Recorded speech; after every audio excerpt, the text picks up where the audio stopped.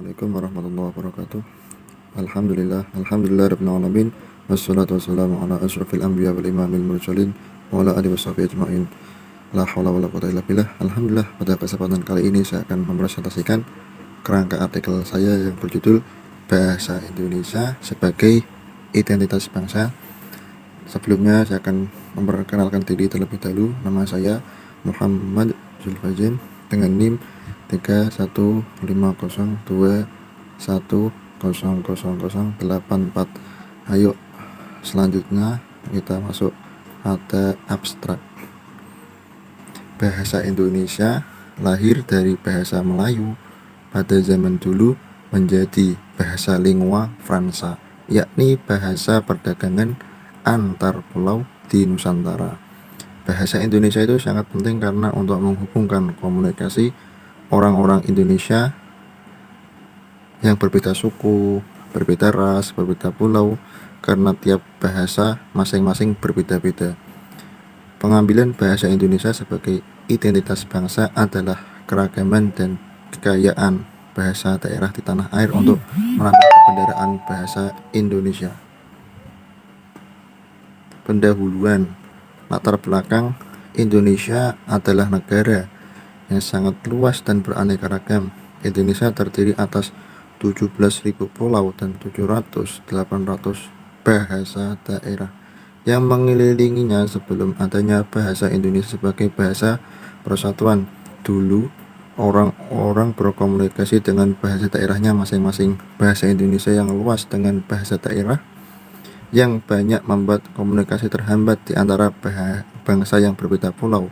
Maka itulah diciptakan bahasa Indonesia sebagai bahasa persatuan dan identitas bangsa. Tujuan: menjelaskan makna bahasa Indonesia sebagai identitas bangsa. 2. Menjelaskan upaya menjaga eksistensi bahasa Indonesia sebagai identitas bangsa. Menjelaskan makna bahasa Indonesia sebagai identitas bangsa.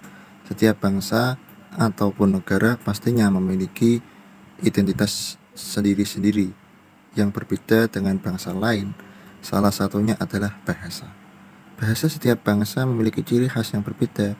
Jika sama tapi tidak sama persis dengan bahasa yang dimiliki bangsa lain. Seperti halnya yang telah dijelaskan, makna bahasa Indonesia sebagai identitas bangsa ialah karena bahasa Indonesia memiliki fungsi dan tujuan yang amat penting bagi bangsa Indonesia tersendiri. Adapun fungsi bahasa Indonesia tersendiri ialah: 1. Lambang kebangsaan atau kebanggaan negara. 2. Lambang identitas nasional. Bahasa Indonesia mewakili jati diri bangsa Indonesia. Selain bahasa Indonesia, terdapat pula lambang identitas nasional meliputi bendera merah putih dan lambang negara, Garuda, Pancasila. 3. Alat perhubungan. 4. Pemersatu bangsa. Selanjutnya, B. Menjelaskan upaya menjaga eksistensi bahasa Indonesia sebagai identitas bangsa. Adapun upaya menjaganya yaitu bangga dengan bahasa Indonesia, lebih mendahulukan bahasa Indonesia daripada bahasa asing, menjelaskan pendidikan bahasa Indonesia, meningkatkan eksistensi bahasa Indonesia di kalangan pelajar. Penutup kesimpulannya yaitu bahasa Indonesia adalah bahasa yang digunakan oleh masyarakat di negara Indonesia sebagai bahasa persatuan antar warga, antar bangsa.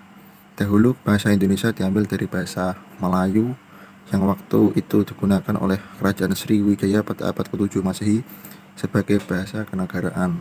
Namun semenjak Sumpah Pemuda yang terjadi pada tanggal 28 Oktober memiliki kedudukan yang sangat penting yang tercantum dalam ikrar ketika Sumpah Pemuda, yaitu kami putra dan putri Indonesia menjunjung bahasa persatuan bahasa Indonesia, dan tertera pada UUD 1945, bendera, bahasa dan lambang negara serta lagu kebangsaan. Pasal 36 menyatakan bahwa bahasa negara ialah bahasa Indonesia.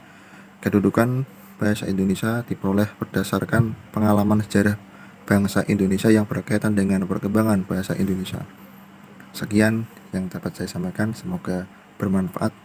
Billahi taufiq wal hidayah. Wassalamualaikum warahmatullahi wabarakatuh.